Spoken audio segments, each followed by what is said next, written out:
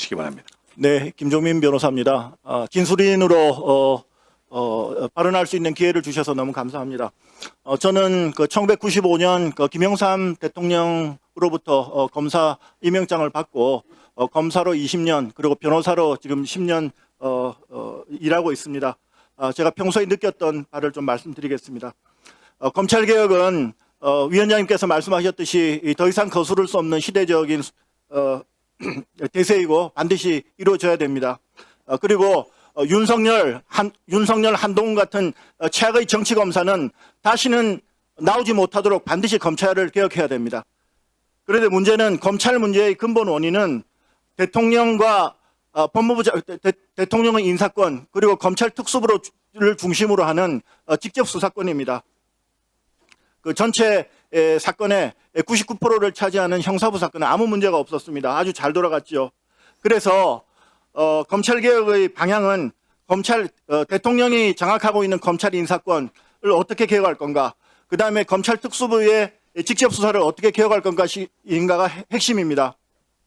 지금 현재 나와 있는 대로 검찰을 없앤다고 그래도 대통령과 정치 권력이 수사에 직접 개입할 수 있는 인사권이 남아있는 한 정치 검찰은 없어지겠지만 정치 경찰의 탄생을 기다리고 있을 뿐입니다. 따라서 이번 검찰개혁이 그런 지금까지 잘못된 검찰개혁 논의에서 벗어나서 좀 제대로 된 방향으로 갔으면 좋겠다 하는 것이 제 희망사항입니다. 그리고 먼저 좀 말씀드리고 싶은 게 검찰에 대한 이해가 너무 부족합니다. 지금 검찰을 자꾸 수사기관으로 전제하고 말씀하시는데요. 이 책이 제가 2011년에 제가 참여해서 집필했던 검찰 제도론입니다. 김대중 정부 때 법무부 장관 하셨던 김종구 장관의 총괄 하에 각 나라의 검찰 제도를 비교법적으로 심도 있게 연구를 했고 아주 완성도가 높아서 이해의 학술원 우수 도서로까지 선정됐던 책입니다. 근데 여기에 보면은 검찰은 단순한 수사기관이 아니라 수사라는 것은 검찰이 행사하는 권한의 일부입니다.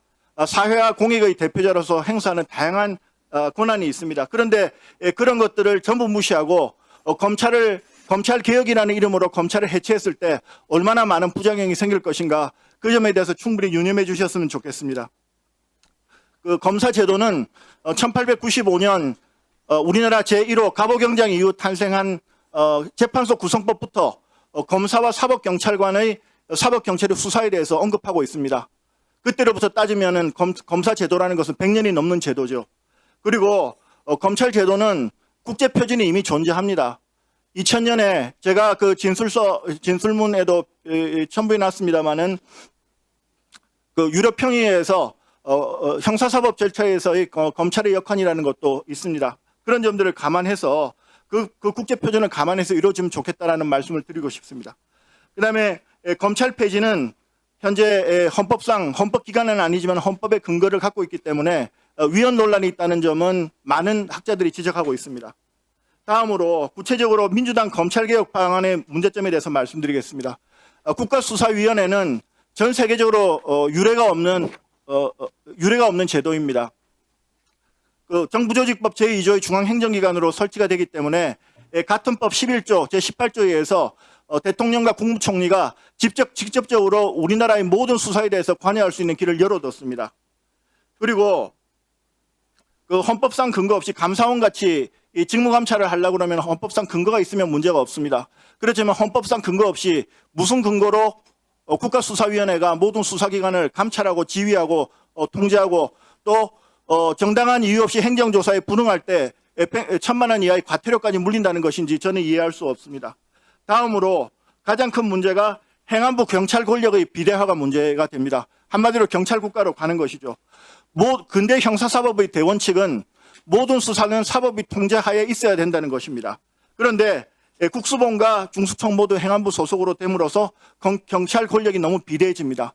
경찰은 경찰청 정보국을 중심으로 방대한 정보 조직을 갖고 있습니다.